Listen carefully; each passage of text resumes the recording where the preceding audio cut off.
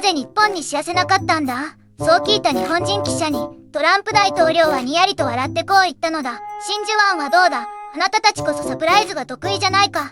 それ本当に言ったの？ホワイトハウスの執務室で高市首相の目の前でこれを言ったのだ。ずんだもん先輩、これってかなりまずい発言じゃないですか？日米関係大丈夫なんですか？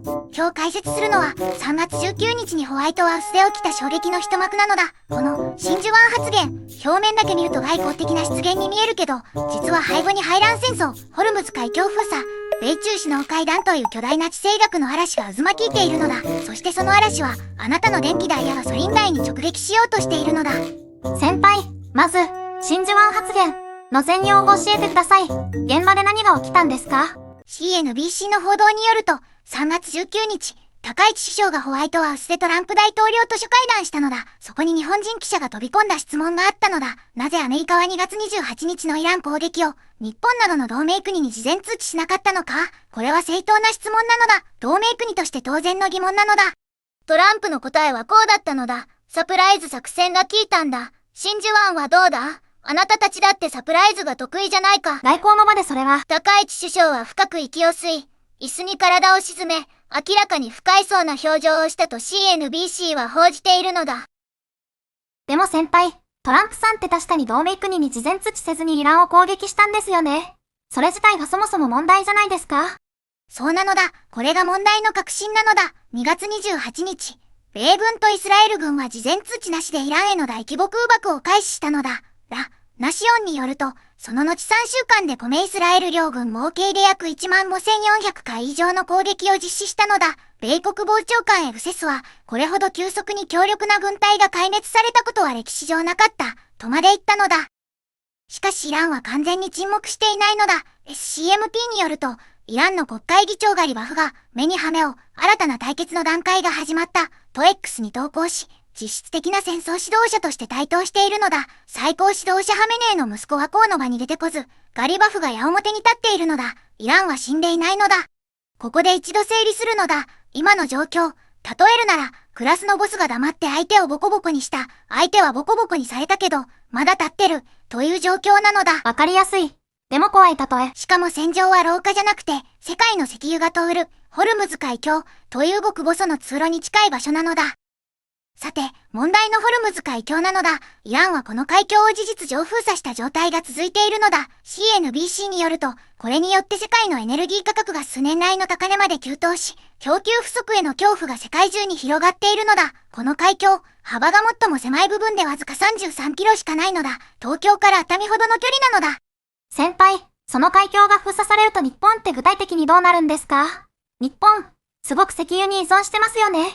日本にとってホルムズ海峡は命綱なのだ。日本が輸入する LNG、液化天然ガスの約8割がこの海峡を通っているのだ。電気を作るのに必要なガスのほぼ全部と言っていいのだ。これが完全に止まれば、ずんだもんの試算では電気代が月1500円から2000円以上跳ね上がる計算になるのだ。年間にすれば24,000円の増加なのだ。原油も同じなのだ。日本が輸入する原油の約9割は中東依存なのだ。そのほとんどがホルムズ海峡を通るのだ。封鎖が長引けばガソリンは1リットルあたり20円から30円の上昇が起きうるのだ。年18,000円は痛すぎる。月に50リットル給油する人なら、月1,500円。年18,000円の追加負担なのだ。地方の車社会に住む人ほど直撃が大きいのだ。でも先輩、アメリカはホルムズ海峡を再開拓しようとしてるんですよね。トランプが日本にも協力を求めてると聞きました。CNBC によると、トランプは日本に対して NATO と違って協力していると一応褒めたのだ。日本、イギリス、フランス、ドイツ、イタリア、オランダが連名でホルムズ海峡の安全な通行の確保に貢献する準備があるという共同声明を出したのだ。しかし高市首相は海上自衛隊の艦船を派遣する具体的な計画はないと明言しているのだ。これが日本の板挟みの構造なのだ。憲法の平和主義条項が戦争や武力による紛争解決を放棄すると定めているのだ。だから自衛隊を中東に送って戦闘地域で活動させることは極めてハードルが高いのだ。でも何もしなければトランプが怒る。八方塞がりですね。まさにどっちを向いても地雷という状況なのだ。そしてここが最大の伏線なのだ。この中東の混乱で、実は一番得をしているのはトランプでも日本でもない、ある大国なのだ。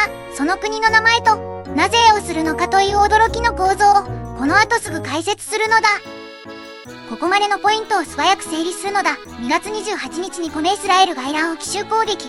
ホルムズ海峡が封鎖状態になり、世界のエネルギー価格が急騰。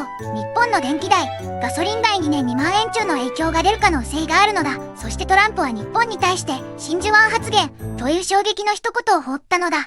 さて、この中東の混乱で最も要しているのは中国なのだ。ストレーツタイムズの分析によると、トランプは当初3月末に北京を訪問して習近平と首脳会談を行う予定だったのだ。しかし中東戦争の泥沼化で数週間延期、お余儀なくされたのだ。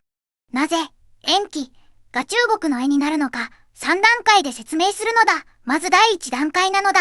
米国はホルムズ海峡を単独では再開通りできていないのだ。アナリストのあり、ワインは、米軍の全能という幻想が破れた、と言っているのだ。弱った相手と交渉する方が有利なのは当然なのだ。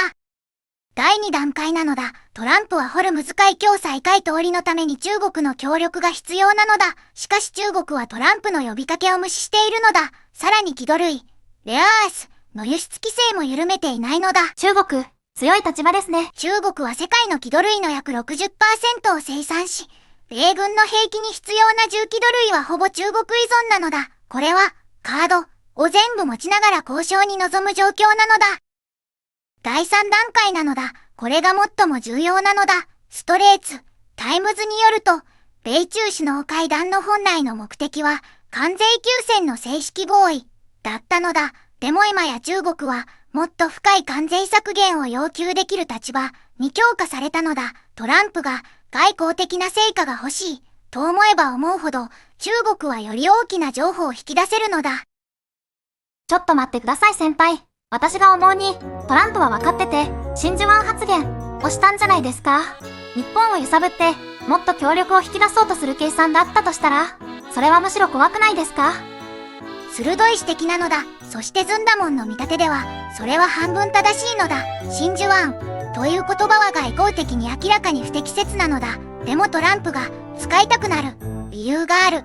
高市首相にあなたも協力しろという圧力を限界にかけているのだ。冒頭の執務室に戻ると、トランプが NATO と違って日本は協力していると褒めた直後にこの発言が来ているのだ。飴と鞭が同時に来たのだ。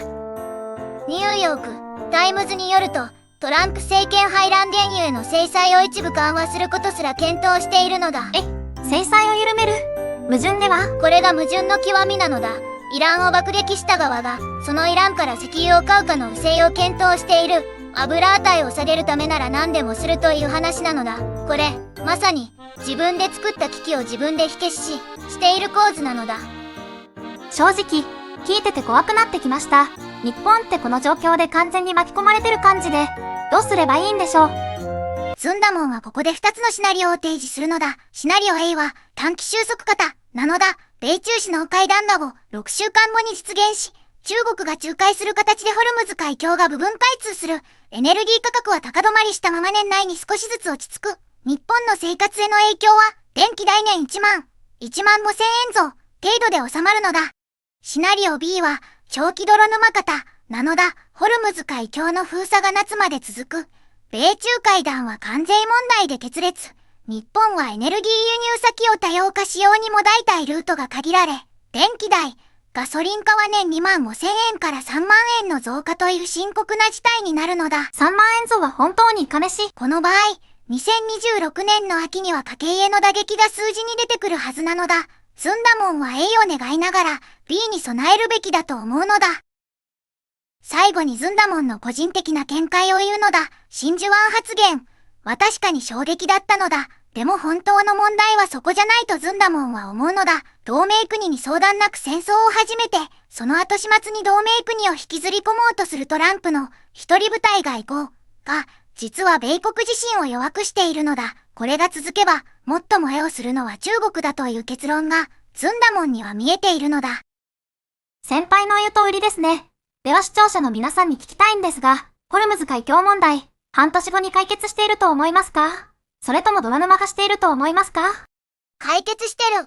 か、泥沼か、どちらかだけでいいからコメントで教えてほしいのだ。1月後に答え合わせをするのだ。皆の予測を集めたら、きっと面白い結果が出るはずなのだ。